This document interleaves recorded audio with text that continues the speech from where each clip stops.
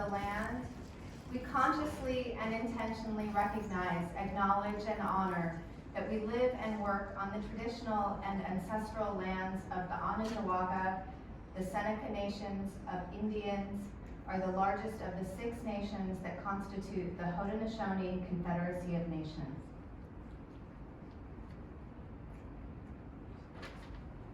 All right, thank you all for coming out tonight. It is my pleasure to introduce Sharon Kagan. Sharon is a multidisciplinary artist who utilizes knitting, photography, drawing, and painting as the foundation of her personal lexicon. Kagan has a Bachelor of Arts from UCLA and a Master of Art in Sculpture from Otis Art Institute, where she trained with Betty Saar and Germano Cheland. What is left out of this description is what she represents as a teacher. Sharon is not afraid to cross artistic boundaries in her work and in her life and in her teaching. She has always represented strength in my life, but the strength shows through in her ability to be vulnerable. I learned this from her. And it is not the first nor the last thing I will learn from her. I want to present her to you now in a way that makes sense to how she fills my life and has filled many others. Sharon was my teacher. For students, it is so important that teachers like Sharon exist. I was part of a weird program in Santa Monica that allowed students access to artists whose practice was indeterminate and questioned meaning at all levels. Sharon has birthed a whole world of artists because she mentored them, challenged them, and most importantly, championed them. There is no rigidity in her practice. She came into the art world at a time that was not easy for women to be accepted for their work or their vision. And she has continued to question the art world's hold on acceptability. I think on this often. She trained the next and the next and the next generation of artists, and with this training, she opened eyes to possibility. And so I became a teacher. I became a teacher because she showed me that there's hope, that art can expand the possible. So I really wanted to bring her here to let you all meet her and our students meet her. And now you get to hear about her.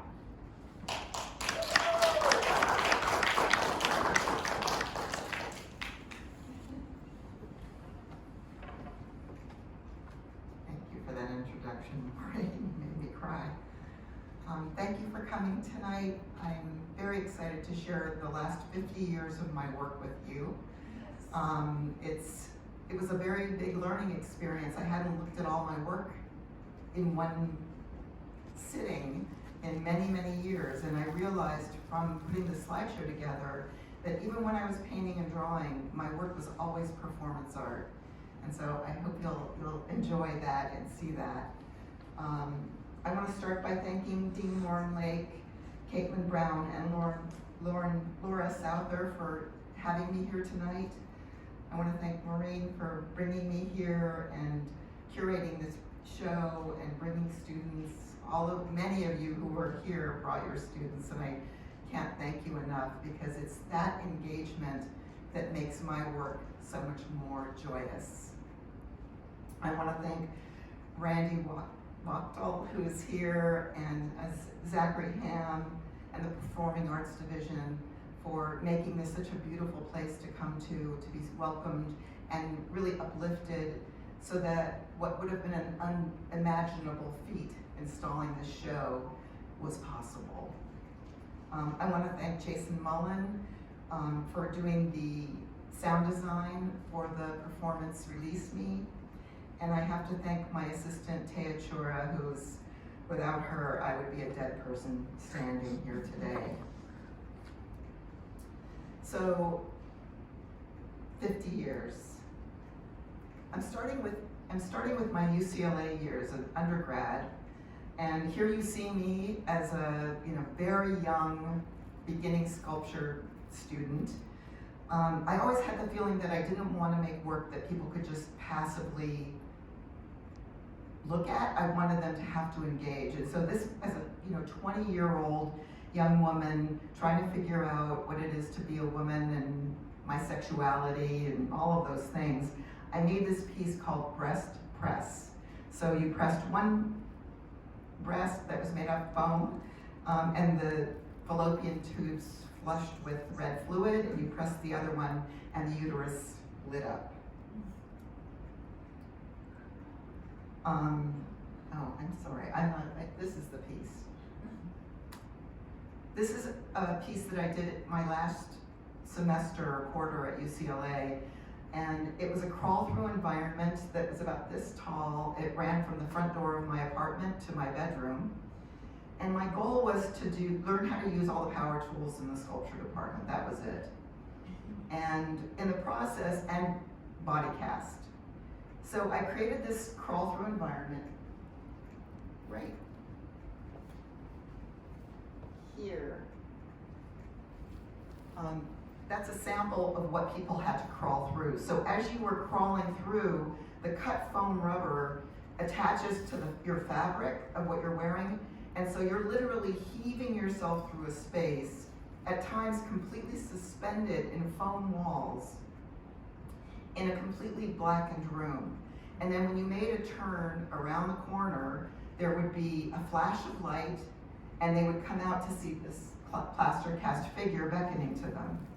And much to my surprise, one by one, every person who came through the piece said they had a memory of going through the birth canal. It was my first experience of realizing that something bigger than your intention could happen when you make art.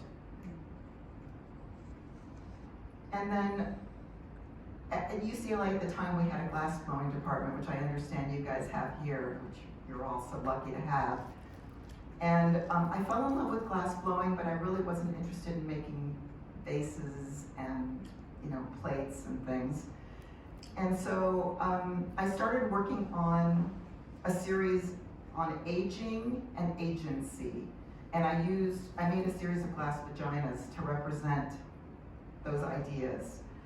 At that point, my faculty started telling me, oh, she's a little Judy Chicago, who I had no idea who that was. But when I graduated from UCLA, someone took me on my birthday to hear Judy speak at the Women's Building, and I ended up working on the dinner party. I worked for over a year, very closely with Judy. She was my mentor. I China painted the plates, I carved a wooden cross for St. Bridget, I embroidered all various runners, and this is Judy Rosemary Marie Radmaker, who was a professional China painter.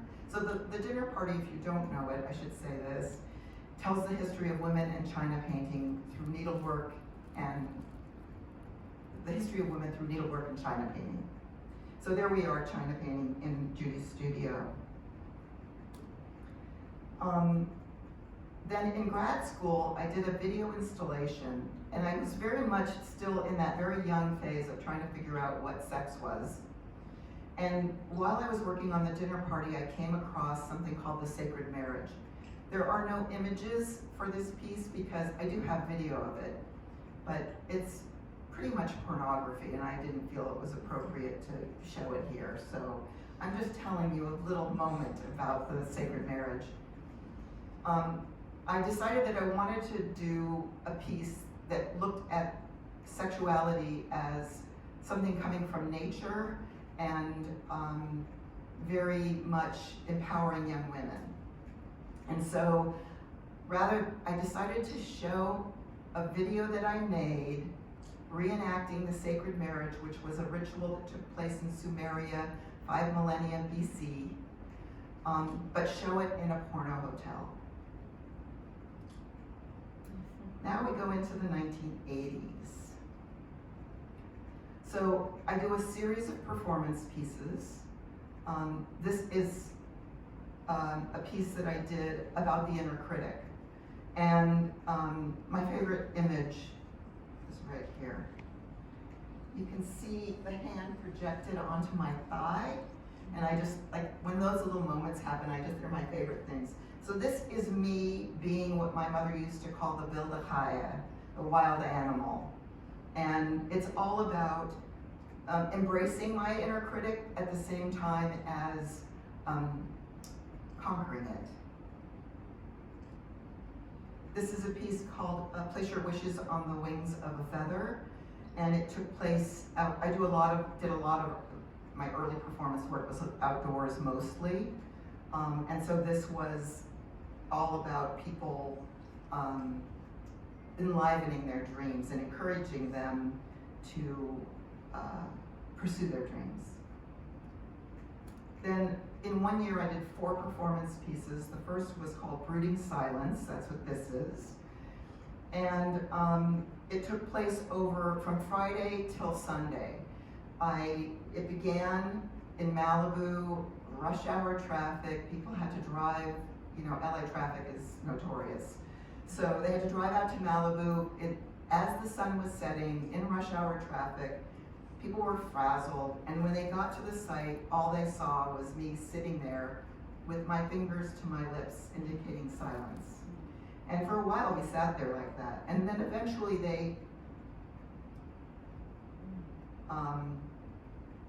I hand them each these bags, which they're given instructions for a ritual they're supposed to perform while I'm sewn into a tent. And over the course of the couple of days, I actually could hear people, I had images of people performing the ritual. I knew when they were happening, and later we confirmed it was exactly that. So this is the tent. They left. I'm left alone in the middle of this field in Malibu, and on, 2 days later, they came and cut me out. All these performances, the first 3 were preparation for the 4th performance. So this next piece is called Circle in the Square, and it took place at the statue of Saint Monica in Santa Monica. It was a private piece done in a public space, and the idea was, I was all about sharing secrets. As you know, if you've been to my piece, I still am, because I feel like secrets are the things that bind us and limit us. The next piece was called Ours is a Sacred Pact, and it took place up in the Santa Monica Mountains. People came, and I talked about being a small child, making a pact with the moon. Much of my work references the fact that I'm the child of Holocaust survivors, and so this piece was about asking the moon to give me its power and strength to overcome the experiences that I had watched as my parents told them to me about their life experiences. And then this is called, they say the war ended in 1945, but it lives on in me, and it was a piece about being the daughter of Holocaust survivors. I was, in the act of making the piece, I was having horrible nightmares that the Nazis were coming for me. It was the most terrifying piece I'd ever made. I had somebody direct me so that I didn't feel so alone in the making of it. And we did it out in Joshua Tree in the middle of the desert. People drove 90 minutes to see a 42-minute performance and then drove home. I guess I wanted to make sure they really wanted to be there. So this is the invitation to the piece, and then I'm just going to show you a few images. And it's really about, the whole piece is about forgiveness, another theme that runs through a lot of my work, especially now. And at one point, I build an altar to forgiveness, and using just like the water bottle I have, the bucket that I have, some photos, my wallet contents, and the piece of climaxes with me acting as, my mother asking for forgiveness for having survived when the rest of her family did not, and then giving me forgiveness for not necessarily being the child they wanted me to be, because at that time I was involved with somebody that they really didn't approve of. And And then it keeps building, and then finally I ask the question, can we forgive the Nazis? And in the piece, I can't do it. I'm like, it's not my job, this is not my place. But when I performed it the next time, which was in a synagogue, the front row of the congregation got up and left and quit the congregation because I had asked the question, can we forgive the Nazis? And I think it's an important question to examine. Not that we need to have an answer, but I think we have to ask those questions and see, because it's not a simple thing, at least not to me. Then I started working with found books, children's encyclopedias from the turn of the century, 1898, early 1900s. This book that you're looking at now is called A Book of Questions. It was a fundamentalist Bible study book that was filled with anti-Semitism, sexism, racism, and so it gave me great joy to turn it into my book of questions. And I would turn the page. I did the pages in order, and this page is what showed up. So on the left is the map in the book, and on the right is the map in the LA Times when we went into Iraq. And then there were a series of these paintings. So I would randomly take 3 pages from the children's encyclopedia. Some of them were just text, others had images. And then I would create a story in my mind and eliminate parts and keep the rest. So this is called The Stolen Queen, and that was text. I don't know if you can see it very softly in there, but that's the text that was on the page, so it gave me the title. This is another one of those pieces. Does the moon pull the sea? And then the 1990s. So in the 1990s, I created a piece called The Love Chapel. I rented out a space that was like the end of the hallway where my studio was. It really wasn't ever meant to be a space. So it was very narrow and kind of long. It was like part of the hall. And it was open to anyone for about 2 years. If you knew it, people were told like the key is under the statue at the front door, and you could go in any time, day or night. And people left their prayers and their wishes. And I'll never forget, there was one woman, a couple who had gone to the Love Chapel in the middle of the night. Their doctor had sent them there because they had just miscarried and they couldn't imagine going home to an empty house. And so there were stories like that. And then there were children's handwriting, like, I wish for my aunt a husband. There were just the whole range of things. On the day that it opened, the Love Chapel was covered in fresh rose petals. The ground of the Love Chapel was covered in fresh rose petals. And then I did this piece called Bone Kaddish. It was constructed by creating a list of words. It's that lexicon project that you and I were talking about a little bit ago from 34A. And I wrote out the words to create a poem, and then I wrote them onto sheets that I tore up, and then had my husband bind me in them, write the words that were onto my body, and then bind me with the strips in the hopes that the people in the audience would get disturbed, and which they did. And then people came up and started untying me. And that was the point, was to see if people would just be passive as audience members, or if they would actually feel moved to break the audience performer wall. Then my husband and I did a piece called A Husband and Wife, and it was a collaboration. We opened the piece by having everybody sew themselves together by this very thin sewing thread. and then they had to all get up without breaking the thread. And I'm always very interested in these delicate connections that we make that are so easily broken. And when we get to the knitting, you'll see that that idea continues on. So this is a piece called, the show was called In Utero, What Were the Chances? And this is a lifeguard station that was built to my height. And then on the floor are these blocks with words on either side that were opposite. So it would be fat and thin, close and far, tofu and tenderloin. And if you touched one block, they went off like dominoes.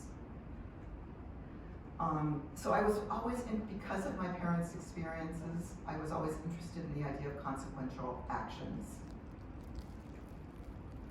And then on the walls were these daily drawings that I did at the ship. These pieces were called in accounting. So they're framed as calendar months. And every day that you see represents a different day. So if I had a lot of time, the drawings were very involved. If I had no time, it was a dated blank piece of paper. These are a couple of the drawings. And then in 2003, my mother passed away, and that's when knitting entered my world. It was a way of feeling close to her. It was completely unplanned, and it turned out to be the biggest gift my mother could have left me. So once I realized that I wanted to start knitting, I made a color wheel out of knitted yarn and crocheted yarn to declare that this was now my medium of choice. And the piece was called Eens en Twee, which means 1 and 2, but in Yiddish it also is like quickly, Eens en Twee, go get it done, Eens en Twee, which is a joke if you knit. And then I had a show at Santa Monica College, and I did these two pieces. The one on the left is called Pomp, and the one on the right is And Circumstance. And they're actually pretty tall. They're made out of hemp. I use a lot of hemp in my work because they kind of the hemp plant self-waters. It draws the water from the earth. You don't really need to irrigate it. If the land has been overdeveloped, like planted over and over and over again, or if toxic waste has been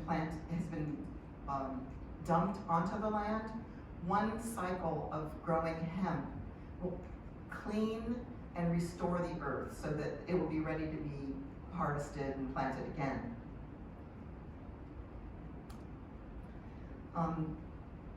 This piece is called Stressed, and I did a much larger version of this 2 years ago. This is a smaller version. But the idea of this piece is that when you put a weight on, this is very delicate wool yarn, when you put a weight on it, you start to see how the system begins to reorganize. And so the things at the farthest edge, the spaces get smaller and tighter, and as the spot in the center where it's starting to pull get bigger.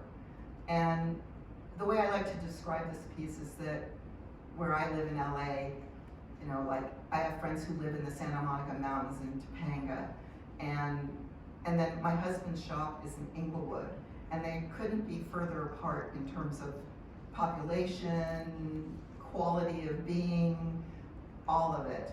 And so I like to say that, you may think that something is happening over there, like it's happening in Inglewood, it doesn't bother me, but the truth is, your world's getting tighter and smaller if you don't care about what's happening in Inglewood. And then I did a collaboration with a group of artists that was led by Tim Hawkinson. And we each introduced ourselves to him. And do you guys know his work? I assume you know his work. And he really loved the idea of the knitting. And so we ended up making this piece, which I had done models of in my in yarn, and then there it was. I had a team of 6 artists and Tim Hawkinson making my work. It was like mind-blowing. The piece was called Sweater.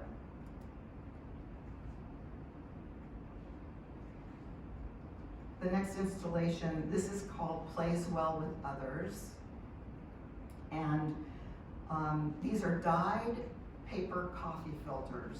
The show opened on Veterans Day, and poppies are often used as a symbol for the people who've died in war. And so it became laden with meaning because of the timing of the show. My 2 collaborators who I work with were not embracing that, and so we each wrote separate artist statements, because for me it was all about that. It was like, wow, what luck. Then I did this piece called, this show was called For Dancing, Dancing Girls Don't Need Safety Nets. I'd started ballroom dancing and was completely mesmerized by the world of waltz and foxtrot and all things ballroom. And so I made this piece. It's 9.5 feet tall. It's called 1, 2, 3, 1, 2, 3, which is what the waltz is, the rhythm of the waltz. And I had a steel armature made of a dress form, and then knitted and crocheted out of polyester tying ribbon a dress for it. It's on these huge industrial wheels, so the piece can literally go gliding across the floor. And in the center is a over 100-year broken crystal chandelier that is covered in nicotine stains. So the whole thing is golden yellow. And the piece, for me, talks about the old, the new, how they live together, how one has to die off for the next. And I just love it. I just love the feeling of it. It's now wired so the chandelier lights up. And then I decided I wanted to start drawing, knitting. And one day I decided I wanted to do a 4 by 8 foot drawing, and I thought I need to be able to plot out where the threads are, because these are pretty complicated forms. And if I was just gonna map them out by eye, that would have taken me quite a while. So I over-enlarged these photographs, thinking I would be able to just kind of use graphite transfer paper and just kind of trace the outlines of the shapes. And when I got up to the photograph, there was nothing there. I mean, you could not see an edge. You couldn't see one thread from the other. And I heard this little voice inside my head say, well, draw what you do see. And what I saw were these tiny pixelated shapes. And when I started to do that, suddenly the forms became clear. And the images, when you see them in person, become even more photographic. So then, I went to a gallery and I was so excited about these drawings. They took a year, each one between 9 months and a year. And the guy who I was talking to said, I love your work and I'd love to give you a show, but it's gonna take you 10 years to do a single show. And I had never thought about it. I was just so mesmerized by the work that I'm not a practical person. I make work because I'm moved to make the work. And as a result, you know, he was right. There was no way to have a show. It would take me forever. I mean, I could have one show, but then the next one would be 10 years later. So I decided to cannibalize my drawings, and I started testing them out by printing on paper and using, this is color pencil, and playing with color pencil and then paint. And that was actually faster than the drawing, much faster. And so here's this one image, but here's the same image in a completely different palette. And so the color choices completely changed the way the work looked. And so I could use the same images over and over again. I was so happy, you have no idea. Then I was commissioned to do this very large painting, and I wanted to show one piece on site, because this is in the Palisades overlooking the ocean. And I picked the palette, the piece is called The Calling, because I wanted to evoke the ocean even when you weren't looking at the ocean.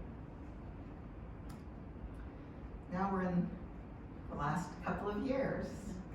So I had two things going on at the same time. Actually, I had a few things going on at the same time. I was having a show. It was gonna open October of 2020. We were in the height of lockdown in Los Angeles. So I had a show, but very few people could come and see it because we weren't supposed to be leaving our homes. And at the same time, I was working on a piece that I had written back in, I would say, the 1970s, called The Dear Maiden.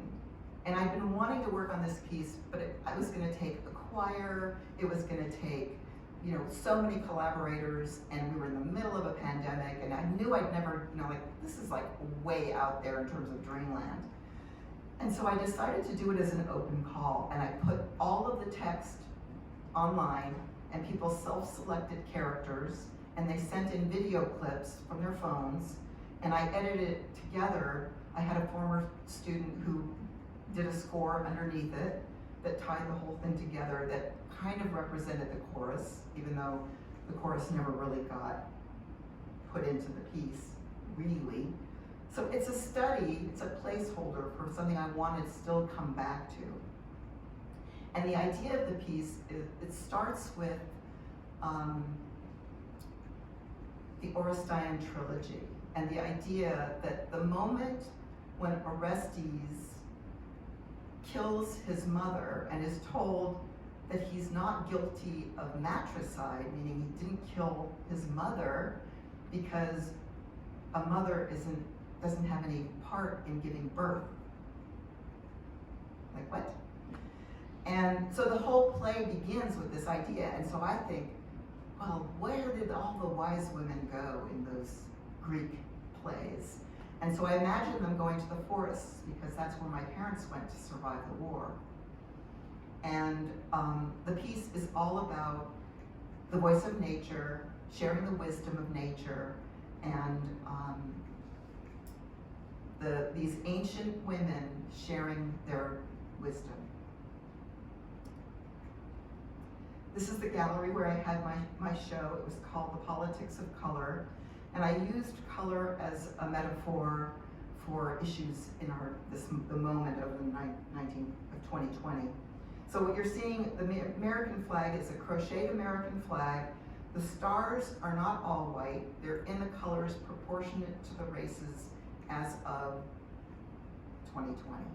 So you see a flag that has brown stars and black stars and some white stars and other colored stars to more fully represent the whole population. And this was the centerpiece of that show. It's called Complexion, and the idea is all of these samples of color come from skin tones. So you're looking at a variety of people from around the world. And when people came to the show, they literally go up to the painting and go like, oh, here, wait, yeah, that is my skin. I wanted to do this piece because I feel like, well, there was something very powerful happened when I opened this show. A poet by the name of Percival Everett came, and he said, could be where I come from, but those loops look like nooses to me. And I was like, of course they do. Like, how perfect is that? That people would see images that evoke their own history, their own memories, and you know, it's a knitted loop, but it is a noose. And I felt like, you know, if all the colors on the painting were beige, it would be a very boring, weak world. So that's this piece. And then this is called His, Hers, and Theirs. It's the same image painted 3 ways. I wanted his and hers to come across kind of flat, and that theirs was the most active, animated, vital, creative, fun of the three images. Because whether you, and this is obviously my opinion, whether you identify with a particular gender or you identify with a range of gender, I really think we all have that within us. And so why not play with it, because it becomes such a more exciting world. And then when the show closed, I was pretty upset because people hadn't come to see the show. I'd worked 2 years on this body of work, and something inside of me just said, screw it, honestly. I just thought, you know what, I'm just gonna do whatever I wanna do. Not like I hadn't been doing that, but I just threw all the cards up in the air and decided to see what landed. And a grant application came across my desk. I filled it out in 20 minutes. I got the grant, and you had to make something on the subject of forgiveness.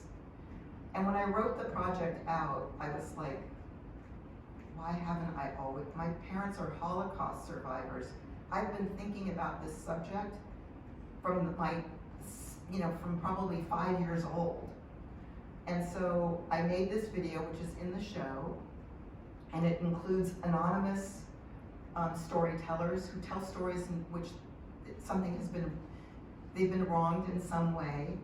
And then in between the stories is this Buddhist practice called the metta practice, in which you hear my voice saying, may you know peace, may you be free, may you be happy, may you be well, may you know joy. And what you're watching is me knitting waxed hemp twine. It's basically candle wicking.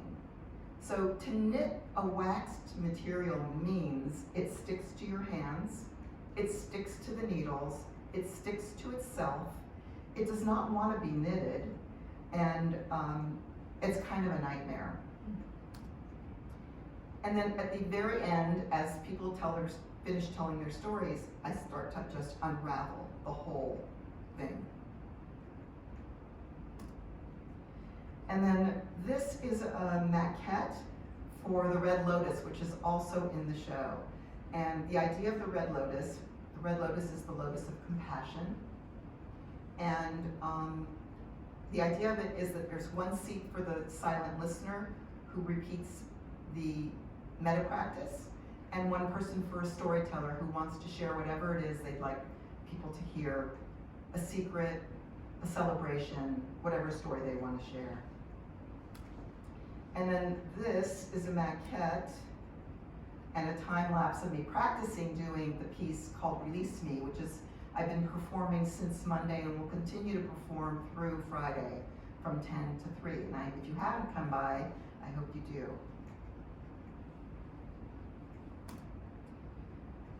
And then this is a piece of text from that piece. In 1975, I'm told by Judy Chicago, you have to choose motherhood or art. Choosing art is something I do every day. I have to endure endless questions about when I will have children and why I don't have children. Strangers tell me I am selfish for choosing a childless life. It takes many years to realize I never really wanted to have children. I don't want to pass on the trauma I've inherited. In the end, my choice isn't between children or art. It's, will this bring me closer to freedom or further away? That is my #1 commitment in life. Motherhood, it wasn't my destiny. My destiny is pursuing in the deepest way possible my own liberation and sharing what I learned along the way. Thank you for your time.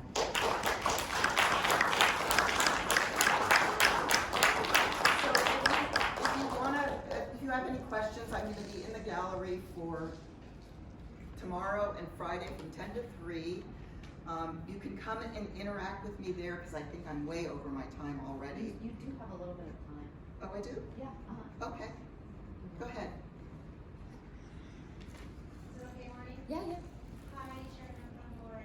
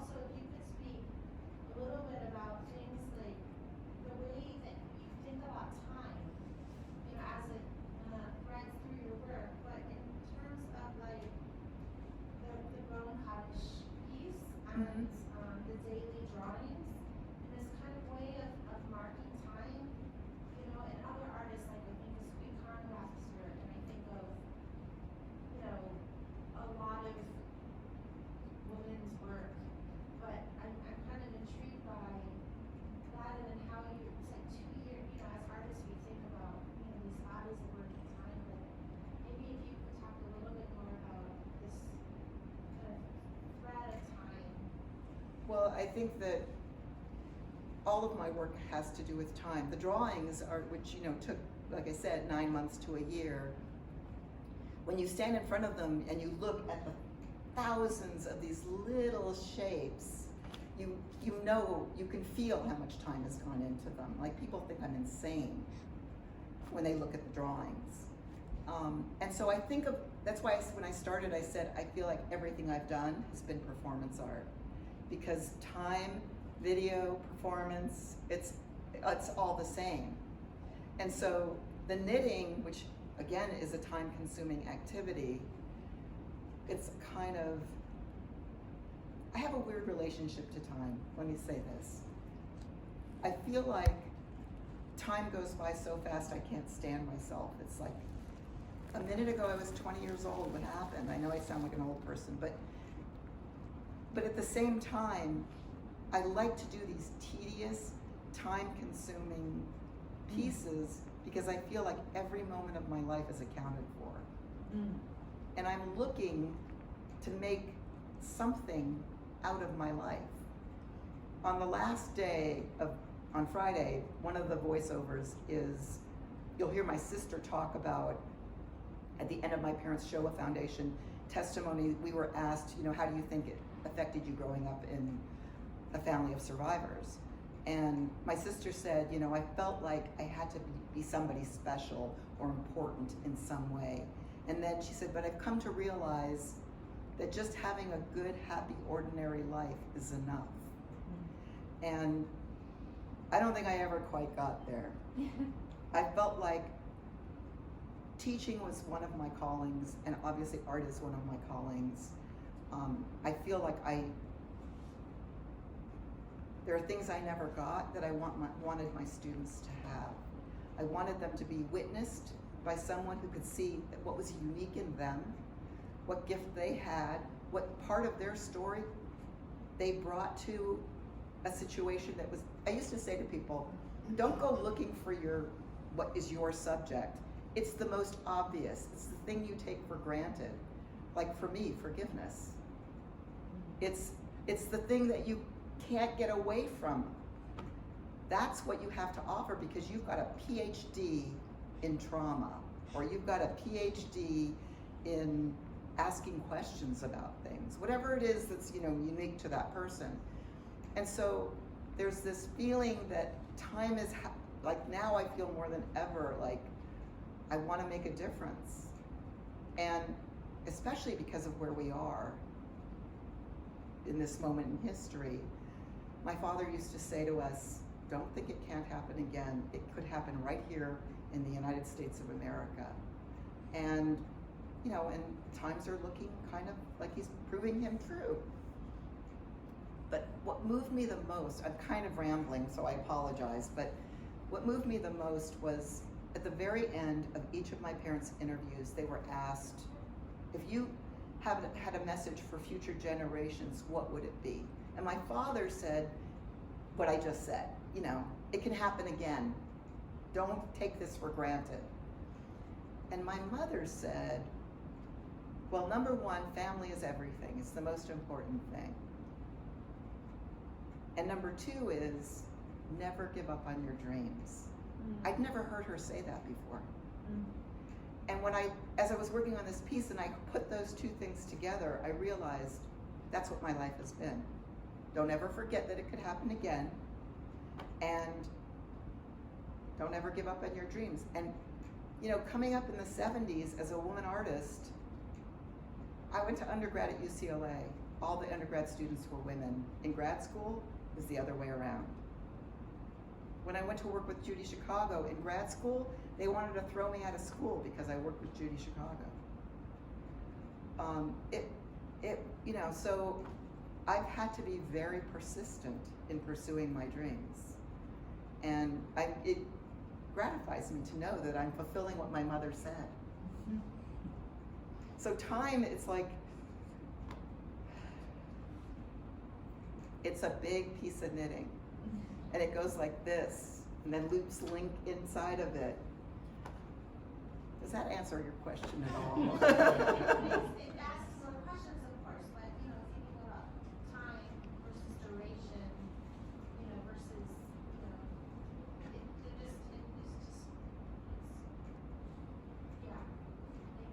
Okay. Thanks for your question. Yes. So I've went to your performance twice for some of my classes, but each time was different. So like the first time, I was more like, I didn't know what to expect. So like I feel like that's good going into something when you just don't know what to expect. You get more out of it. At first I sat back and just observed everything, and that's when I sat down and I asked you about like, I told you I referenced the book in Frank and Love, and I have a son myself, so like now I'm a full-time college student here, and my mom, she helps me a lot back in Rochester with my son. So every day that I'm away from him, it's kind of, I don't really open up about it, but like I'm open now, but every day I'm away from him, I write a letter to him saying like, dear Brendan. So it's not really me being away from him, it's connecting on a deeper level that he doesn't really know yet. Yeah. So that's my reference to like Anne Frank, but also when we talked about history, an interesting point you made was like that forgiveness and how like you spent time with it and how you will release it at the end, and you said like just let it go, and it gave me an idea of like, you know, tying together and releasing, or like releasing for peace. And I just thought that was interesting, being able to talk to you on that level, because when I think of performance, I think of like on stage dancing or something Right. like that. But it was a different type of performance. And then for my other class, I actually studied your other exhibit. I just put on the headphones and I listened to what you were saying, and how you knew that your mother loved you or whatever. But it was just something. So those were not my stories. Oh, okay, but yeah. But they're all of our stories, right? Yeah. So I heard that part, and that stood out to me as well. But my question to you, I guess, is like your mother and father gave advice to the future generations, but what would be your advice to the future generations? That's a great question. I think for me, it's fight to keep your heart open, because the world will ask you to shut it down. And little by little, we close ourselves off.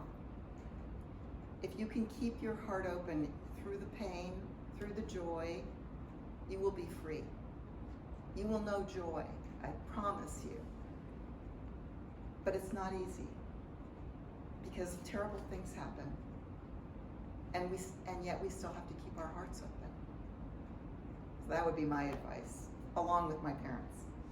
Fight for your dreams, especially my mom's. That's like, that's another thing that's interesting, because once, I didn't realize this, but today, I know that you and I both talked about like, forgiveness and everything, but today was kind of like a hard day for me, like over the last weeks, like just little stuff.